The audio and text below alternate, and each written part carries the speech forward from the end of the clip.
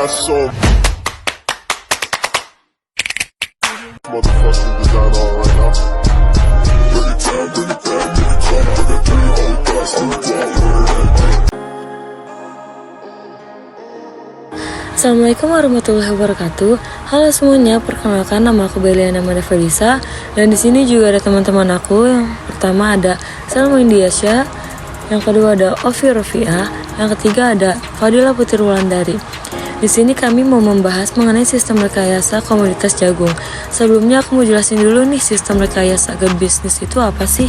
Nah, sistem rekayasa agribisnis merupakan pendekatan yang mengintegrasikan teknologi rekayasa dengan praktik-praktik pertanian dan bisnis. Hal ini bertujuan untuk meningkatkan efisiensi produksi, mengoptimalkan penggunaan sumber daya, dan memperbaiki proses distribusi produk pertanian. Di sini, kami mengambil komoditas jagung, yang dimana merupakan salah satu komoditas pertanian utama, memiliki peran penting dalam industri pangan dan pakan ternak di seluruh dunia. Jagung digunakan dalam berbagai produk pangan, seperti tepung jagung, minyak jagung, dan produk olahan lainnya. Sistem rekayasa jagung yang menekankan pada aspek rekayasa, berfokus pada penerapan teknologi, manajemen produksi yang matang, dan penggunaan strategi yang terukur untuk meningkatkan efisiensi dan produktivitas produksi jagung. Oleh karena itu, untuk menjalankan rekayasa produksi komoditas jagung terdapat beberapa aspek sebagai berikut.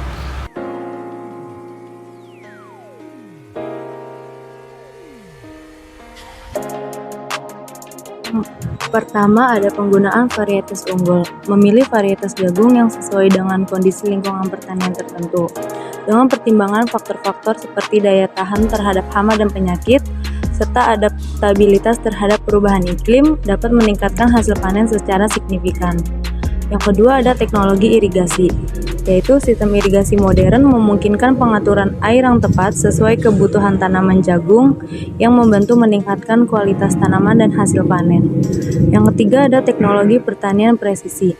Penerapan teknologi pertanian presisi termasuk penggunaan sensor dan sistem pengelolaan data untuk pemantauan pertumbuhan tanaman. Dapat membantu mengoptimalkan penggunaan pupuk dan air sehingga mengurangi biaya produksi sambil meningkatkan hasil. Yang keempat, pengendalian hama dan penyakit yang efektif. Penerapan metode pengendalian hama dan penyakit yang canggih seperti penggunaan pestisida yang terarah dan strategi pengelolaan tanaman yang tahan terhadap serangan penyakit dapat mengurangi kerugian hasil panen akibat gangguan organisme perusak tanaman. Yang kelima, ada mekanisme pertanian. Penggunaan mesin dan peralatan pertanian modern seperti traktor, mesin panen, dan peralatan pengolahan biji jagung dapat mempercepat proses pertanian, mengurangi biaya tenaga kerja, serta meningkatkan efisiensi produksi. Yang keenam, ada penggunaan teknologi informasi. Penerapan teknologi informasi dan analitik dalam pemantauan cuaca, manajemen data pertanian, serta analisis pasar dapat membantu petani dalam pengambilan keputusan yang lebih cerdas dan tepat waktu, sehingga memastikan keberhasilan produksi jagung secara efisien dan efektif. Dengan memperhatikan dan mengoptimalkan aspek-aspek ini, para petani dapat meningkatkan produktivitas dan efisiensi produksi jagung, sehingga memastikan ketersediaan komoditas jagung yang berkualitas tinggi di pasar. Selanjutnya, manajemen produksi yang terkoordinasi merupakan bagian yang gak kalah penting dari sistem rekayasa komoditas jagung dan mencakup beberapa aspek kunci untuk memastikan produksi yang efisien dan efektif. Berikut penjelasannya. Yang pertama, pengaturan panen yang tepat. Pengaturan panen yang tepat merencanakan waktu panen yang tepat berdasarkan kematangan tanaman dan kondisi cuaca dapat membantu memastikan hasil panen yang optimal, menghindari kehilangan hasil akibat panen terlalu dini atau terlambat. Yang kedua, pengangkutan yang efisien. Menyediakan akses transportasi yang efisien dan handal untuk mengangkut hasil panen dari lahan pertanian ke fasilitas penyimpanan atau pasar dapat mengurangi kerugian dan memastikan jagung tetap dalam kondisi baik selama proses pengangkutan. Yang ketiga, penyimpanan yang tepat. Penyimpanan yang tepat memiliki fasilitas penyimpanan yang memadai dengan suhu dan kelembaban yang terkontrol dapat membantu menjaga kualitas dan kesegaran jagung, mengurangi risiko kerugian pasca panen akibat serangan hama atau kelembaban berlebih. Yang keempat, pemasaran yang efisien.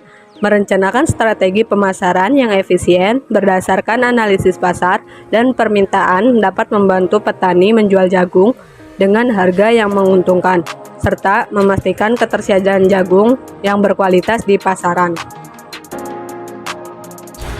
Dengan memastikan koordinasi yang baik antara pengaturan panen yang tepat, pengangkutan yang efisien, penyimpanan yang optimal, dan strategi pemasaran yang cerdas, petani dapat meningkatkan efisiensi produksi jagung mereka dan memastikan bahwa hasil panen yang dihasilkan dapat mencapai pasar dengan baik dan dalam kondisi yang baik.